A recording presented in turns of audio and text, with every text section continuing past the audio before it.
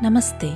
My name is Neelima. Welcome to Reflections Along the Way podcast, where you will be listening to reflections from experiences and learnings along my life's journey.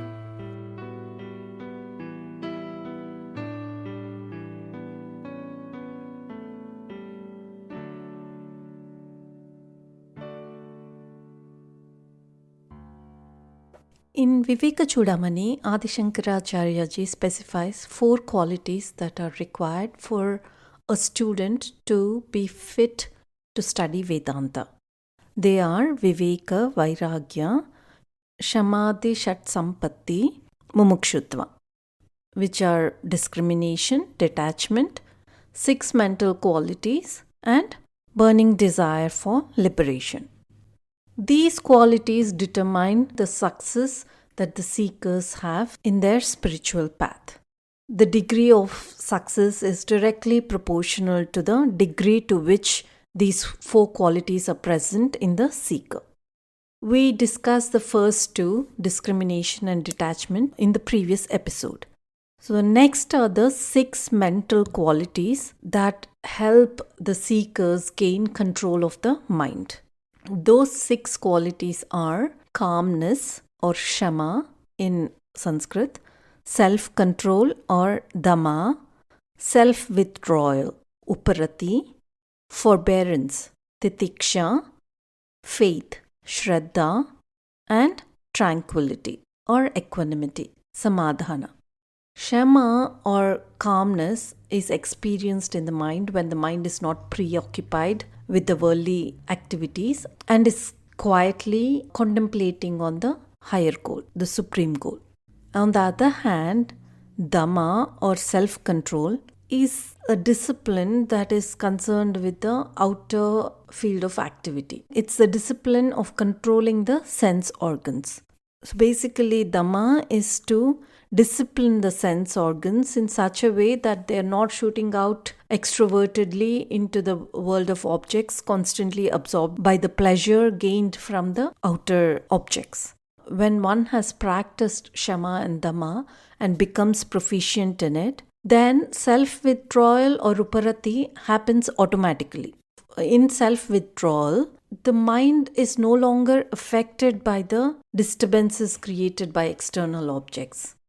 Now, when we first hear about these qualities that are required for a spiritual seeker, we find them to be very difficult and we may be frustrated while practicing them. But the more we practice them, the more we observe that these mental qualities describe the mind of anyone who is trying to do any great work, even in the material world. These are very essential for any person to be successful in their field of activity.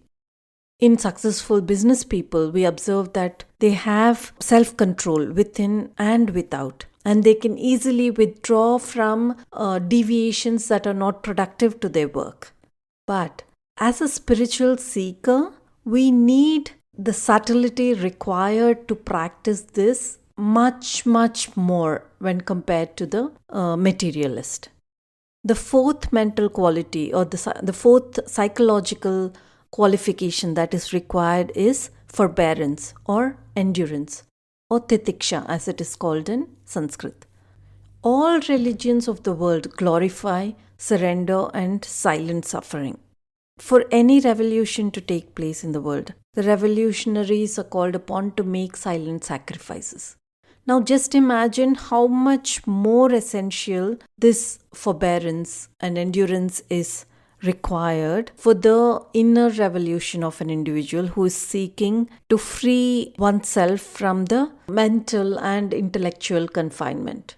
So this capacity to take in everything that life throws at us cheerfully and patiently ignore the obstacles in the path is called titiksha or forbearance.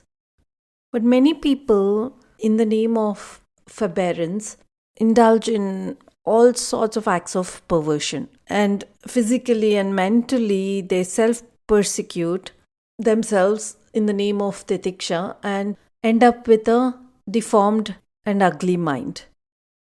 Titiksha is not denying the body of its clothes, denying the body of its bare necessities, or just going away and spending time in solitary caves, exposing oneself to brutal climate and destroying the body. That's not titiksha. That's not true titiksha.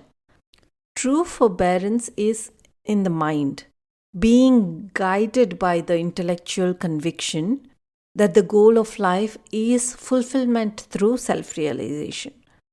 When that conviction is very firm in the intellect, the mind cooperates and faces all the obstacles to reach that goal.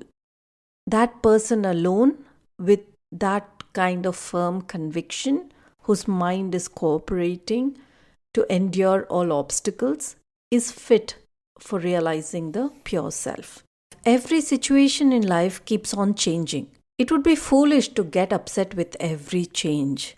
So it is wise to have endurance while going through adversities in life with the comfort of knowledge that that is also finite. So if one can go through life in joy and in sorrow, in success and in failure, constantly being aware of the temporary nature of the situation and telling oneself that even this will pass away, then that is wisdom. The next qualification in a spiritual seeker is faith, shraddha in one's own ideal. Now, shraddha doesn't mean blind belief. It's not blind faith, as it is often misunderstood by people who have not carefully analyzed it. Adi Shankaracharya is very clear in his definition of shraddha. He says that shraddha is a clear appreciation of the secret significance in the words of the scriptures and the teacher. As much as possible, the scriptures give us the clear indication or description of the infinite truth. But the truth being beyond the mind, it cannot be defined by words. So therefore, the truth can only be indicated by the scriptures. So it is absolutely necessary for a spiritual student to put an honest and sincere effort if those words that are indicating the truth are to be understood and interpreted correctly to progress in the path. This capacity to realize the words of the scriptures as they are suggested by the masters is called shraddha. The sixth quality is samadhana, tranquility of the mind. According to Adi Shankaracharya ji, this tranquility of the mind is gained when it is trained to absorb continuously in the concept of a perfect ideal. For example, when we are on the ground in our home, we might be bickering and arguing with our neighbors in regard to the boundaries of our property. But when we are flying, when we are on the plane, those boundaries have no meaning, because from the heights in the sky, there's no boundaries between my property and my neighbor's property. When we are viewing it from a distance, they all seem to be like one. There's no difference. Similarly, in an aerial view of the world, there are no agitations, because in that vision of oneness, the boundary lines pale in significance. Similarly, when a spiritual seeker or aspirant has a higher spiritual vision, his mind does not entertain any agitations in the level of likes and dislikes. So this inner poise that is gained with constant contemplation of the higher, of the supreme reality, is called samadhana. These 6 qualifications that we've discussed so far are very essential for one to make progress and eventually succeed in reaching the spiritual goal of self-realization. These 6 qualifications cannot bear fruit unless they grow in a heart which has been cultivated by discrimination and dispassion, detachment, and also with an intense desire of liberation. When an individual develops subtle discrimination, which is enough to understand the weaknesses of life, then that individual develops an urgency for liberation. Once a seeker asked his guru what is the meaning of mumukshutvam.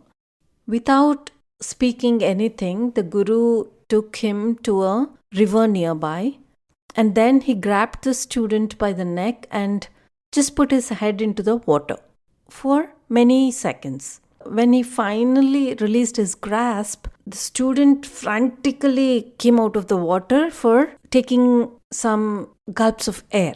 Then the teacher said, when you want to realize God as much as you wanted to get the breath of air, that is what is called a burning desire for liberation.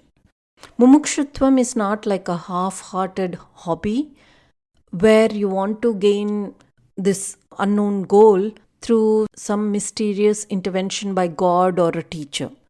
The seeker must have the goal very clear.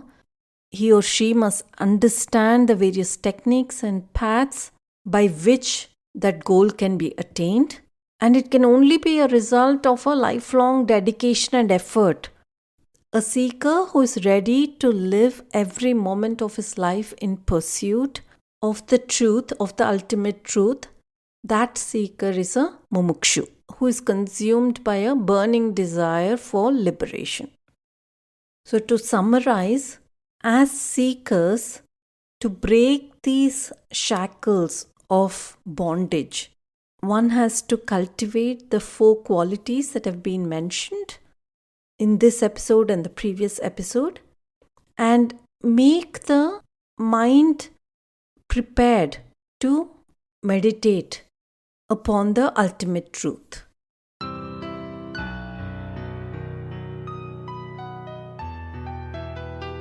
Thank you for listening to today's reflections.